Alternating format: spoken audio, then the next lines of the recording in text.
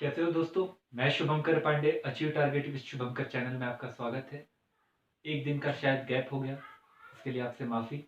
कुछ घर में काम आने के कारण मैं वीडियो नहीं बना पाया, पर ये वीडियो मैं थोड़ा सा बड़ा बना के उस लास्ट लेक्चर की जो भरपाई है वो इसी लेक्चर में हम करने की कोशिश करेंगे, ताकि समय हमारा जो हमने डिसाइड किया है वो सही से निकल जाए। हम वर्ल्ड हिस्ट्री पढ़ रहे थे, वर्ल्ड हिस्ट्री में हम एक क्रूशियल जगह पर थे। मैंने कहा था आप लोग को, आप थोड़ा सा ध्यान में रखिएगा। हमें first world war, second world war को पढ़ना है, और first world war, second world war को जब हमें पढ़ना है तो हमें ये ध्यान में रखना है कि अभी जो हम इटली का एकीकरण पढ़ के गए और अब जो हम जर्मनी के एकीकरण को पढ़ने वाले हैं, ये कहीं ना कहीं आगे फर्स्ट वर्ल्ड वॉर की कहीं ना कहीं कारणों में गिने जाएंगे। और कारणों में गिने जाएंगे तो इसी बात को आप अच्छे से समझने की कोशिश करें। तो हमने इटली का एकीकरण पढ़ा, मैं थोड़ा सा उसको अगर रिकॉल कर दूं तो इटली के एकीकरण में हमने क्या करा। इटली के एकीकरण को हमने पढ़ने से पहले इटली का पुरातन व्यवस्था देखी। इटली में रोम साम्राज्य के बिंदु अवस्थित थे, तो कहीं ना कहीं इटली, जिसको मेटरनिक मेटरनिक अब आपको आ चुका होगा याद। मेटरनिक कौन था? ये ऑस्ट्रिया का प्रधानमंत्री था और यूरोप का पुलिस था, जिसके द्वारा वियना में एक बैठक बुलाई गई और वियना बैठक के माध्यम से कहा कि मैं यूरोप में प्रगतिशील तत्वों को आने से रोकने की कोशिश करूंगा। ये बात किसने की? मेटरनिक ने की। और मेटरनिक ने हमेशा कहा कि जर्मनी और इटली जो है केवल अभिव्यक्ति के आधार पर एक रूप में, परंतु वास्तविक रूप में कभी एक रूप हो नहीं सकते। और हमेशा जर्मनी और इटली में प्रगतिशील तत्वों को रोकने की कोशिश की। तो कई सारे बाधक तत्व थे, जिसमें ऑस्ट्रेलिया की भूमिका, फ्रांस की भूमिका कहीं ना कहीं इटली के एकीकरण में थी। पर कई सारे सहायक तत्व थे, तो नेपोलियन के वहां पर शासन किया जाना, वहां पर लोहा और कोयले का उपस्थित होना, वहां पर आर्थिक रूप से कहीं ना कहीं एकीकृत होना, कार्बोनरी संस्था मेजनी का वहां पर उपस्थित होना, काबुल का वहां पर उपस्थित होना, पीडमांड जैसे एक प्रमुख राज्य का उपस्थित होना, गैरिबाल्डी जैसे एक क्रांतिकारी वीर का उपस्थित होना, ये सब जब रहे तो इसके कारण इटली का एकीकरण हो पाया। और इटली के एकीकरण की शुरुआत हुई, हमने पढ़ा क्रीमिया युद्ध से। और क्रीमिया युद्ध के बाद में हमें दिखाई दिया कि वहां पर एक संधि हुई फ्रांस के शासक के साथ में, जिसका नाम था संधि का नाम था जिसका नाम था प्लोम्बियस की संधि। और प्लोम्बियस की संधि के बाद में युद्ध हुआ और फिर में विलाफेक्रा की संधि हुई ऑस्ट्रेलिया और फ्रांस के बीच। इसके बाद में इटली का एकीकरण रुक गया। अब इटली का एकीकरण रुक गया, पर इटली को अभी भी बाकी था उसको प्राप्त करना। एक का नाम था वेनिशिया और दूसरे का नाम था रोम। ये दो राज्य प्राप्त करने थे, और वेनिशिया जो था वो ऑस्ट्रिया के पास था, और रोम जो था वो किसके पास था? फ्रांस की सेना के अधीन था। मतलब अभी भी इटली का एकीकरण होना बाकी है, पर इटली का एकीकरण होगा जर्मनी के एकीकरण के साथ। मैंने आपको कहा था पहले कि जर्मनी और इटली का एकीकरण, दोनों का एकीकरण साथ साथ चलने वाली एक श्रृंखला है। तो हमें जर्मनी के एकीकरण को पढ़ना है। किसके एकीकरण को? जर्मनी का एकीकरण। अब जर्मनी के जब एकीकरण को पढ़ना है तो जर्मनी के एकीकरण, तो हम थोड़ा सा बाधक तत्व कौन से थे जो जर्मनी के एकीकरण में कहीं ना कहीं टेंशन देने वाले थे। दूसरा, सहायक तत्व कौन से थे। फिर बाद में प्रक्रिया कैसी रही, इटली के एकीकरण के जैसे सीक्वेंस था वैसा ही यहां पर भी। और इटली के जर्मनी के एकीकरण के बाद में प्रक्रिया जब हुई तो उसका प्रभाव क्या पड़ा? प्रभाव बहुत ज्यादा पड़ा। ये प्रभाव बहुत महत्वपूर्ण है, और इसमें महत्वपूर्ण भूमिका निभाने वाला बिस्मार्क, जैसे जर्मनी इटली के एकीकरण में महत्वपूर्ण भूमिका निभाने वाला व्यक्ति था काबुल, वैसे ही जर्मनी के एकीकरण में महत्वपूर्ण भूमिका निभाने वाला था बिस्मार्क। जैसे इटली के एकीकरण की थिंकिंग मेजनी ने की, वैसे कई सारे लोगों ने जर्मनी के एकीकरण के विषय में भी कई सारी बातें कही। तो बिस्मार्क और काबुल को लेकर कई बार प्रश्न पूछे गए। तो आप याद रखें, बिस्मार्क जर्मनी के एकीकरण में महत्वपूर्ण भूमिका निभाने वाला था। बहुत कूटनीतिक व्यक्ति था। कैसा बना, क्या बना, हम उसके बारे में पढ़ने की कोशिश करेंगे। और काबूर को भी आप लास्ट लेक्चर की बातों को अच्छे से समझ के चलिएगा। अगर आपकी इच्छा होगी तो मैं प्लेलिस्ट बना दूंगा, ताकि आप वर्ल्ड हिस्ट्री के जितने लेक्चर है आप उस प्लेलिस्ट में लगातार चलाकर देखते हैं। अभी हमने प्लेलिस्ट बना दी आप लोग की ये, ताकि आप लोग जो अभी 2 दिन में आने वाला जो हमारा टेस्ट है संडे के दिन, उस टेस्ट में आप लोग उस टेस्ट के पहले जितने प्लेलिस्ट में जितने मॉडर्न इंडिया के लेक्चर आप अच्छे से देख सके। तो हमें जर्मनी के एकीकरण के बारे में पढ़ना, पर जर्मनी के एकीकरण के बारे में पढ़ना तो कई सारे बच्चे तो इसी में कि जर्मनी है कहाँ पर, भैया जर्मनी है यूरोप में। अब जर्मनी यूरोप में है, यूरोप बहुत बड़ा है।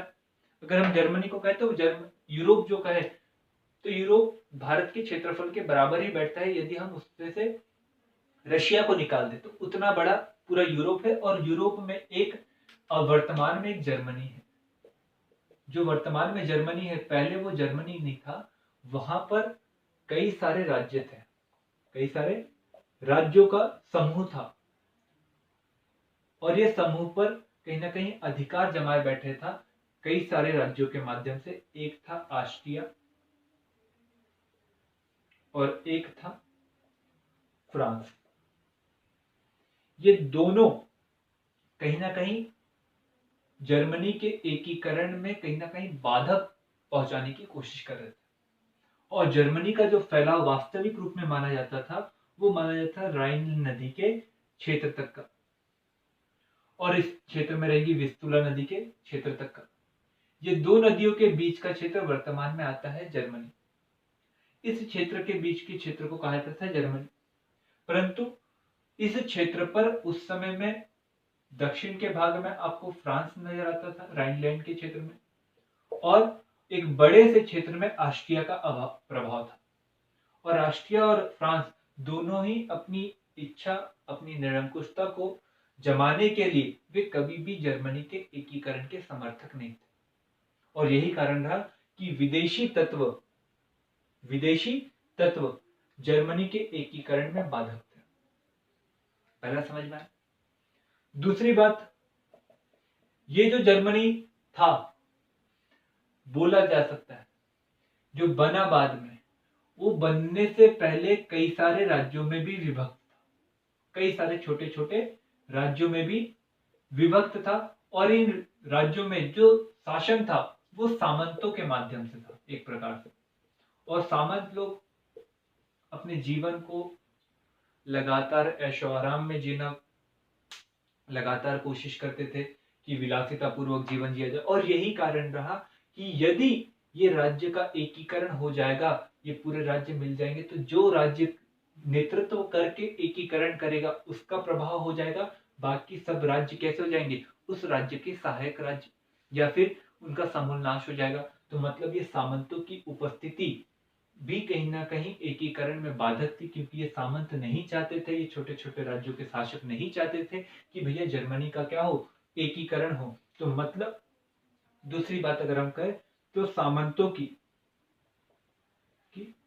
उपस्थिति ये हमें जर्मनी के एकीकरण में प्रमुख रूप से बाधक दिखाई देते। आया समझ। पर कई ऐसे तत्व थे जो जर्मनी के एकीकरण में सहायक भी बने। तो हमने 2 तत्व देखे जो कहीं ना कहीं बाधक थे, पर जर्मनी के एकीकरण में कई सारे तत्व जो कहीं ना कहीं क्या थे, सहायक बने। तो सहायक में सबसे पहले अगर हम कहें, जो अगर हम जर्मनी के एकीकरण के सहायक तत्व की बात करें, तो जर्मनी के एकीकरण में सहायक तत्व में सबसे पहले नेपोलियन, नेपोलियन, साथ में फ्रांस की क्रांति। नेपोलियन और फ्रांस की क्रांति ने जर्मनी के राष्ट्रवाद को कहीं ना कहीं फिर से पनाह दी, फिर से जागृत करने की कोशिश की। फ्रांस की क्रांति ने समता, स्वतंत्रता और बंधुत्व की बात कही। तो नेपोलियन ने क्या किया, विभिन्न जर्मनी के राज्यों को हराकर ऑस्ट्रिया को 1805 में युद्ध में हराकर जितना क्षेत्र था उस क्षेत्र को प्राप्त किया और पूरे के पूरे क्षेत्र पर फ्रांसीसी कानून को लागू किया। और फ्रांसीसी कानून को जब लागू हुआ तो कानूनी रूप से क्या हो गया, जर्मनी एकीकृत हो गया, तो लोगों में एकता की भावना आने लगी। तो नेपोलियन और फ्रांसीसी क्रांति, इस दो बातों ने हमें जर्मनी के एकीकरण में सहायक रूप से भूमिका निभाई, हमें दिखाई देता है। साथ में एक प्रकार की भाषा एवं लिपि की उपस्थिति।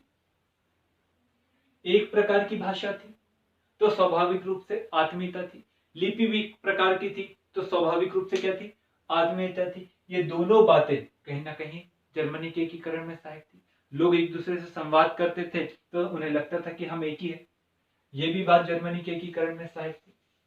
आगे हम देखते हैं और भी बातें थी कुछ जो जर्मनी के एकीकरण में सहायक थी। तो साथ में हमें एक और चीज दिखाई देगी, बौद्धिक वर्ग। ये बौद्धिक वर्ग में आपको हेगल, कांट जैसे कई सारे बौद्धिक वर्ग व्यक्ति दिखाई। हेगल कहता था कि भैया राज्य जो रहता है वो सर्वशक्तिशाली होता है, सर्वशक्तिशाली होता है और राज्य ही सर्वाधिक पवित्र होता है और राज्य के निर्माण के प्रति आपको हमेशा कार्य करना चाहिए। व्यक्ति से ज्यादा राज्य को महत्व देना चाहिए। तो मतलब हमें जर्मनी के एकीकरण के लिए क्या करना चाहिए, आगे बढ़ना चाहिए किसी व्यक्ति विशेष के प्रति झुकने से अच्छा। क्योंकि जब जर्मनी बनेगा तो स्वाभाविक रूप से पवित्र राज्य बनेगा तो जनता की आशा आकांक्षा अपने आप पूरा हो। तो कहीं ना कहीं कांट के जो बातें थी वो हमें दिखाई देने लगी। सॉरी, हेगल की, कांट की बातें थी कि भैया समतामूलक शासन होना चाहिए, शासन हमेशा समतामूलक होना चाहिए, जनता का शोषण नहीं होना चाहिए, जनता की भागीदारी कहीं ना कहीं होनी चाहिए। तो मतलब जनता को भी कहीं ना कहीं समानतामूलक शासन करने में भागीदार भूमिका निभाए, इसके लिए कांट ने कहीं ना कहीं आकर्षित किया। जब आकर्षित किया तो जितने विदेशी शासक जो जर्मनी में थे, जो वर्तमान जर्मनी में थे उस समय के, ऑस्ट्रिया और फ्रांस, उनमें के प्रति कहीं ना कहीं द्वेष भावना आने लगी। ये भी हमें दिखाई दे रहा है। साथ में लोहा और कोयला, लोहा और कोयला, ये लोहा और कोयला की भूमिका भी कहीं ना कहीं जर्मनी के एकीकरण में सहायक। जब लोहा और कोयला आया तो जर्मनी में औद्योगिकरण हुआ, औद्योगिकरण होने के कारण व्यक्ति एक जगह से दूसरी जगह जाने लगे, एक जगह से दूसरी जगह जाने लगे तो भाषा लिपि सब एक जैसी होने लगी। हेगल के सिद्धांत वहां जाने लगे, कांट के सिद्धांत वहां जाने लगे। जब सब चीज एक है तो उन्होंने कहा कि जी भैया हम सब चीज में एक है तो एक क्यों नहीं हो जाते। तो मतलब लोहा और कोयला के कारण जो औद्योगिकरण हुआ, लोहा और कोयला के कारण जब लोगों में मेल मिलाप हुआ, लोहा और कोयला के कारण जब एक ही लिपि कहीं ना कहीं बात पता चली, एक ही भाषा की जब बात पता चली तो कहीं ना कहीं जर्मनी के एकीकरण की शुरुआत। ठीक है, अब हमने ये देख लिया भैया सहायक तत्व और बाधक तत्व जो जर्मनी के एकीकरण में थे। तो भैया इसमें मैंने आपको कहा था पहले कि आप नेपोलियन को बहुत अच्छे से पढ़ के रखिएगा तो आपको हमेशा आगे समझ में आते रहेगा। इसलिए कहा जाता है कि नेपोलियन ने विदेशी राज्यों के प्रति उस राजकुमार की तरह कार्य किया जिसने सोई हुई राजकुमारी को जंगल से जगा दी। तो ये प्रश्न भी है और इसका आलोचनात्मक वर्णन कीजिए। आलोचनात्मक वर्णन क्या होता है मैं आपको नेक्स्ट लेक्चर में जरूर बताऊंगा, या फिर वर्ड हिस्ट्री के जब लेक्चर समाप्त हो जाएंगे और उसके बाद में मैं एक लेक्चर ही बनाऊंगा कि क्वेश्चन राइटिंग कैसी क्या थी, तो वहां पर आपसे बहुत सारी बातें हम करने की कोशिश करेंगे। अब हम देखते भैया प्रक्रिया कैसे हुई जर्मनी के एकीकरण की। क्योंकि जर्मनी के एकीकरण में जिस प्रकार से आपको इटली का एकीकरण हमने बताया था, इटली का एकीकरण जो हुआ था वो पीडमांड और सार्डिनिया के नेतृत्व में हुआ, वैसे ही जर्मनी का जो एकीकरण हुआ था वो जर्मनी का एकीकरण एक प्रमुख देश के नेतृत्व में हुआ था जिसका नाम था प्रशा। जिसका नाम क्या था? प्रशा। और प्रशा का जो शासक था वो जर्मनी के एकीकरण को करने की कोशिश कर रहा था, परंतु वहां के जो शासक के साथ में जो प्रजातांत्रिक जनता थी और जनता के प्रतिनिधि थे, वे जर्मनी के एकीकरण को करने में कहीं ना कहीं ढुलमुल रवैया निभा रहे थे। क्यों? क्योंकि वो युद्ध के माध्यम से जर्मनी के एकीकरण को पूरा नहीं करना चाह रहे थे। पर जर्मनी का जो शासक था वो थोड़ा यथार्थवादी था, और यथार्थवादी होने के कारण ही वो मानता था कि भैया जर्मनी का एकीकरण तभी हो पाएगा जब मैं युद्ध करूंगा, क्योंकि भैया फ्रांस जैसा जो देश है, ऑस्ट्रिया जैसा जो देश है, मैं इनको बोलूंगा कि भैया आप मेरी भूमि से चले आओ तो वो जाएंगे नहीं, मुझे युद्ध करना पड़ेगा, और बिना युद्ध के मैं ऐसा कुछ कर ही नहीं सकता। और यही बात वो जानता था कि मेरी इसी बात को एक प्रमुख व्यक्ति समझेगा जो अपने जीवन में दो प्रमुख देशों का राजदूत रह चुका था, जिसका नाम था बिस्मार्क। और बिस्मार्क को जर्मन प्रशा के शासक के द्वारा अपना प्रधानमंत्री नियुक्त किया गया, और प्रधानमंत्री नियुक्त किया गया जैसे ही प्रशा के राजा के द्वारा, शासक के द्वारा, किसे बेटा? बिस्मार्क को। बिस्मार्क क्या नियुक्त किया गया? प्रधानमंत्री। जैसे ही प्रधानमंत्री नियुक्त किया गया तो उसने कहा कि हे शासक, मैं आपको ये वचन देता हूं कि जो भी लड़ाई रहेंगी उस लड़ाई में मैं आपका कभी भी साथ नहीं छोड़ूंगा। और ये बात को उसके द्वारा कहा गया, और कहकर जो प्रधानमंत्री के नेतृत्व वाली मंत्रिपरिषद थी उसने धीरे से निचले सदन में ना जाकर उच्च सदन से ही जो पैसा था वो निकाल लिया, और निकालने के बाद में एक बड़ी सेना का निर्माण करने की कोशिश की। क्योंकि बिस्मार्क भी एक यथार्थवादी व्यक्ति था, और उसका सीधा सीधा मानना था, काबुल की तरह उसका मानना नहीं था, क्योंकि काबुल यह सोचता था जो इटली के एकीकरण में महत्वपूर्ण भूमिका निभाने वाला था।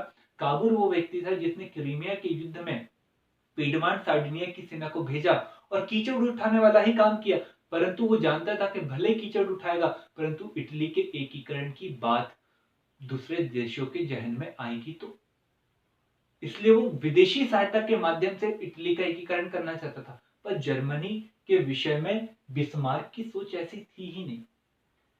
क्यों नहीं थी? क्योंकि उसका कहना था कि भैया जो जर्मनी में उपस्थित छोटे छोटे शासक है वो नहीं चाहते कि भैया जर्मनी का एकीकरण हो, क्योंकि जर्मनी का एकीकरण प्रशा के नेतृत्व में होगा तो स्वाभाविक रूप से वो शासक कहीं ना कहीं धीरे धीरे क्या हो जाएंगे? समाप्त हो जाएंगे, उनका वजूद समाप्त हो जाएगा, उनका अस्तित्व समाप्त हो जाएगा। तो भैया वो जर्मनी का एकीकरण चाहते ही नहीं थे। दूसरी बात, जो फ्रांस था, जो उस समय में यूरोप का निर्माता था, प्रमुख राज्य था, वो कभी नहीं चाहता कि भैया राइन नदी का क्षेत्र मेरे हाथ से छूटे, क्योंकि राइन नदी कहीं ना कहीं जलमार्ग तो उपस्थित करवाती थी, साथ में इस नदी के आसपास का क्षेत्र जो कोयले और लोहे के लिए बहुत अधिक प्रसिद्ध था, जिसका नाम था एल्सेस लॉरेंस क्षेत्र। तो मतलब उसको अगर जर्मनी के क्षेत्र से हटाना है तो युद्ध करना ही पड़ेगा। साथ में ऑस्ट्रिया जो था वो बहुत महत्वपूर्ण था, और उसका भी एक महत्वपूर्ण क्षेत्र पर, जर्मनी के महत्वपूर्ण क्षेत्र पर अधिकार था। तो प्रशा के जो प्रधानमंत्री बिस्मार्क थे वो बड़ा यथार्थवादी था, और यही कारण रहा कि उसने कहा कि लोहा और रक्त की नीति के अलावा कभी भी जर्मनी का एकीकरण हो ही नहीं सकता, विदेशी सहायता हमें मिलेगी ही नहीं। तो इसी माध्यम से बिस्मार्क के क्रियाकलापों के माध्यम से, कूटनीति के माध्यम से जर्मनी के एकीकरण की प्रक्रिया शुरू हुई। क्या हुआ? इस जर्मनी के एकीकरण की प्रक्रिया में 3 युद्ध लड़े प्रमुख रूप से। समय समय आपको बता देता हूं। एक युद्ध लड़ा गया डेनमार्क के साथ, एक युद्ध लड़ा गया ऑस्ट्रिया के साथ, जिसे सोडोवा का युद्ध कहा गया 1866 में। एक युद्ध लड़ा गया फ्रांस के साथ, सूडान का युद्ध, सूडान का युद्ध 1870 में। ये 3 युद्ध लड़े, और 3 युद्ध के माध्यम से बिस्मार्क ने काम किया। अब थोड़ा सा बिस्मार्क के बारे में बताते हैं, फिर ये प्रक्रिया।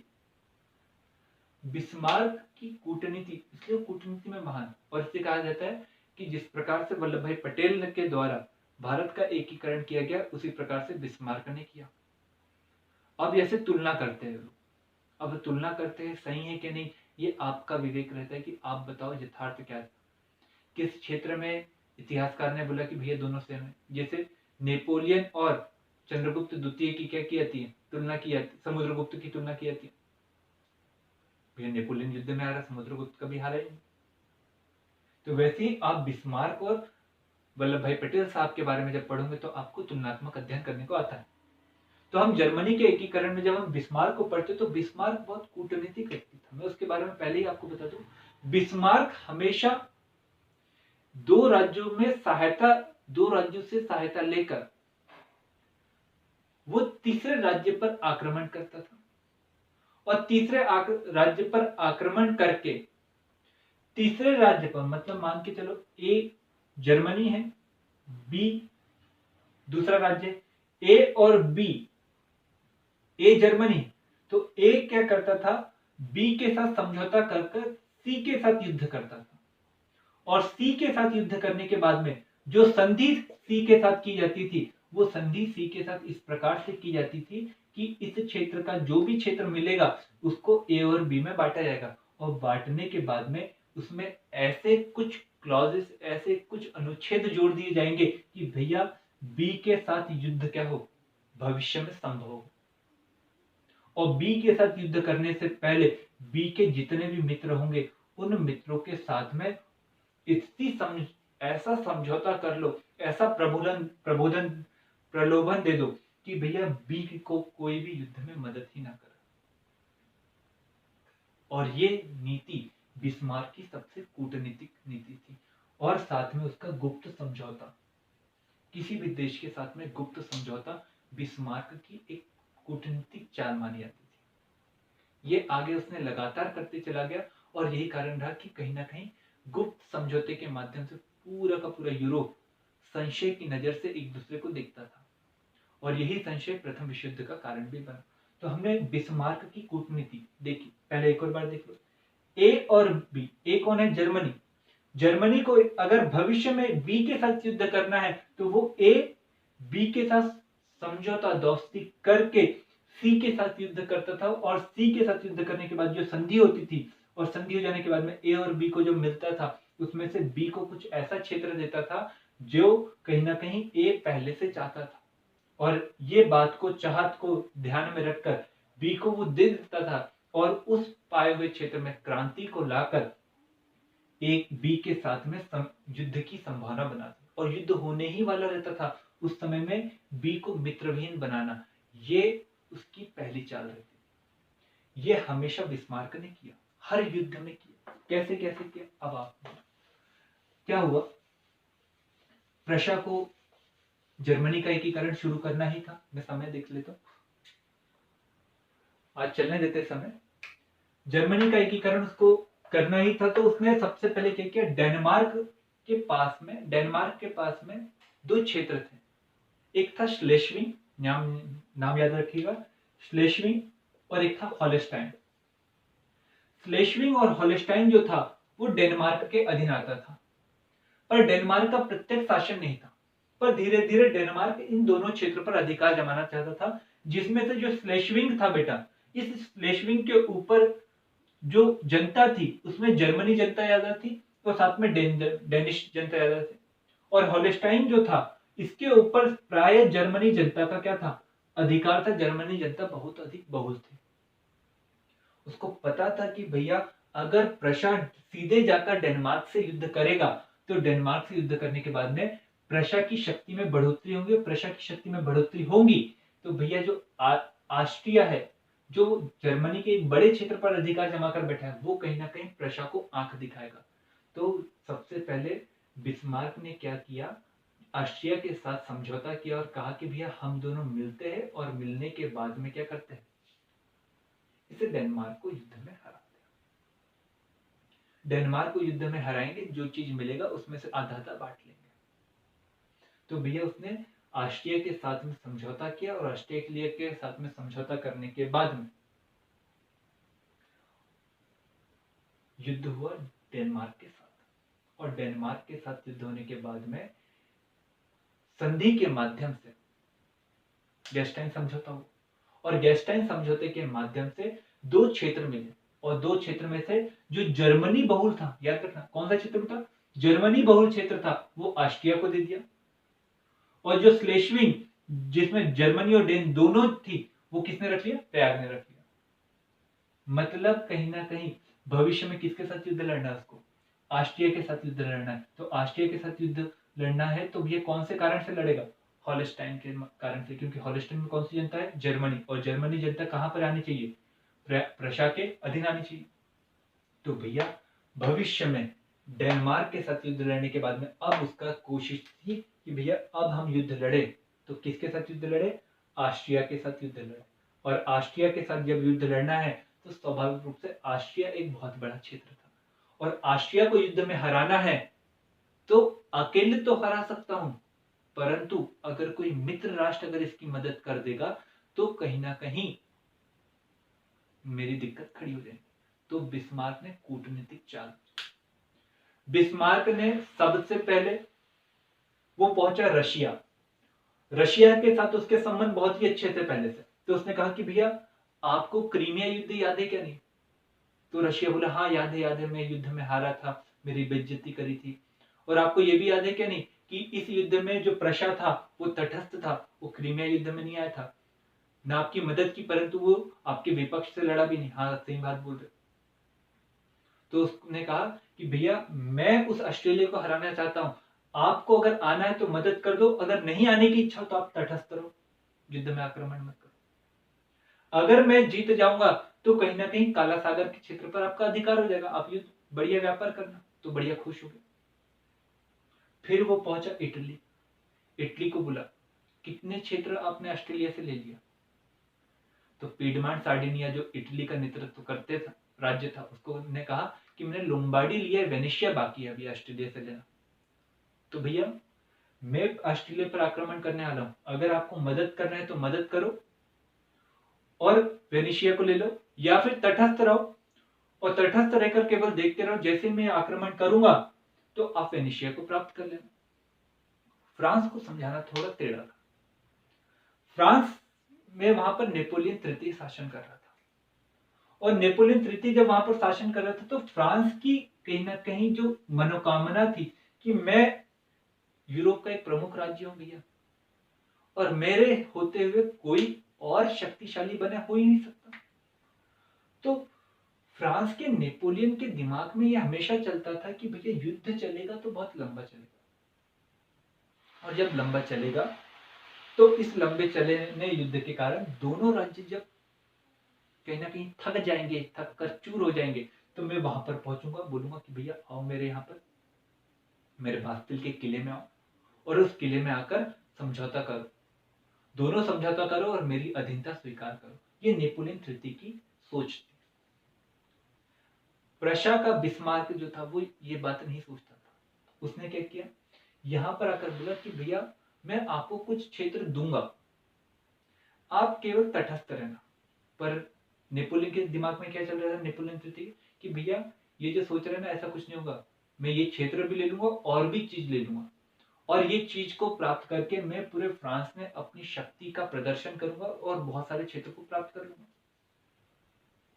और ये बात सोचकर वो जो युद्ध हुआ ऑस्ट्रिया के साथ में 1866 का सोडोवा का युद्ध, उसमें वो तटस्थ रहा। इंग्लैंड को बोला कि साहब आपको चाहिए काला सागर के क्षेत्र पर लगातार अधिकार, आपको वहां पर कोई भी व्यापारिक बाधा नहीं चाहिए, तो भैया ऑस्ट्रिया वहां पर व्यापारिक बाधा लाता है कि नहीं, तो भैया हम जब ऑस्ट्रिया को हराएंगे तो वो कहीं ना कहीं कमजोर होगा युद्ध लड़ने के बाद में, तो आपको व्यापारिक हस्तक्षेप जो बाधा थी वो कभी ना होगी। तो मतलब इंग्लैंड भी किसके पक्ष में आ गया, फ्रांस प्रशा के पक्ष में आ गया, जर्मनी भी आ गया, इटली भी आ गया और रशिया भी आ गया।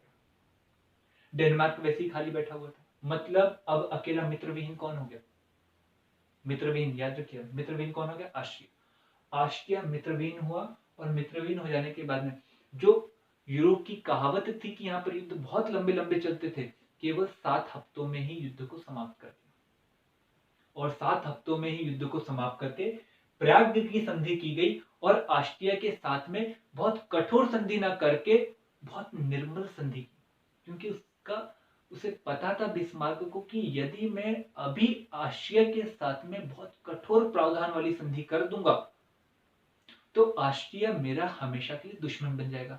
मतलब बनने के साथ ही एक राष्ट्र का दुश्मन हो गया।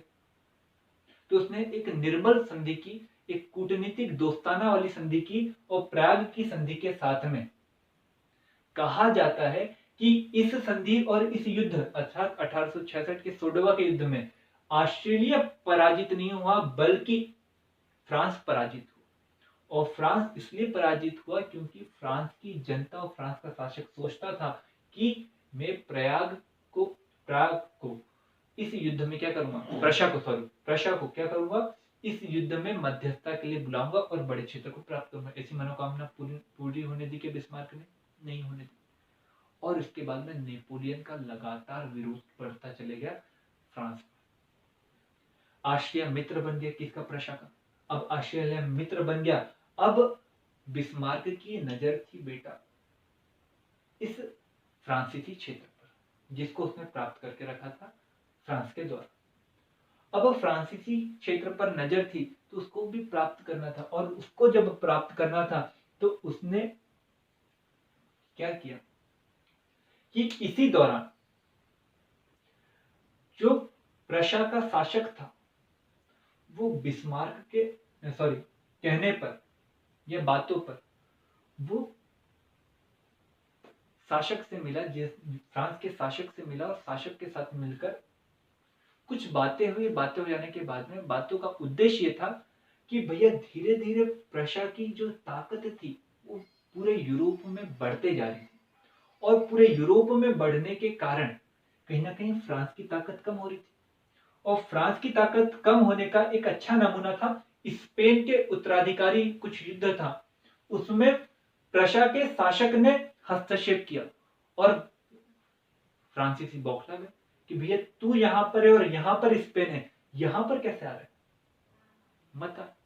और इसलिए मुलाकात हुई प्रशा के शासक और फ्रांस के शासक के बीच में, और इसमें बिस्मार्क शामिल नहीं हुआ। पर बिस्मार्क को उस पूरी बातों का एक छोटा सा विवरण प्रशा के शासक ने भेजा, और प्रशा के शासक ने बिस्मार्क को जो जब भेजा तो भैया उस बात का इस प्रकार से वर्णन करके फ्रांस में और प्रशा में इस प्रकार से पेपर में छपवा दिया कि भैया प्रशा की जनता को लगे कि इस बैठक में प्रशा के शासक का अपमान हुआ, और फ्रांस की जनता को लगे कि फ्रांस की जनता शासक का अपमान हुआ, और युद्ध की संभावना शुरू हुई। और युद्ध की जब संभावना शुरू हुई तो भैया फिर से मित्रहीन बनाना शुरू किया। रशिया को बोला तू चुप रहे, ऑस्ट्रेलिया को बोला कि भैया देख मैंने तुझे युद्ध में हराया है और संधि करी है, प्राग की संधि, परंतु बहुत कठोर करी है क्या, नहीं करी। इंग्लैंड को बोला कि भैया कट्टर दुश्मन है तुम्हारा, और लगातार महाद्वीपीय व्यवस्था के माध्यम से तुम्हारा नेपोलियन ने क्या किया था, शोषण किया था, अब देखो गर्दन पकड़ में है, मैं पकड़ लूंगा, तुम अपना व्यापार करते रहना। इटली को बोला रोम चाहिए क्या नहीं, और रोम पर किसका अधिकार था, फ्रांसीसी सेना का अधिकार था, तो भैया तुमको रोम चाहिए तो भैया तुम भी मत आओ। और युद्ध हुआ, और युद्ध हो जाने के बाद में भीषण युद्ध हुआ, और भीषण युद्ध के बाद में फ्रांस की बुरी तरह से हार, और बुरी तरह से हार हो जाने के बाद में बिस्मार्क ने फ्रांसीसी शासक के किले में अपने शासक का क्या किया, ताजपोशी की, और ताजपोशी करने के बाद में 1871 में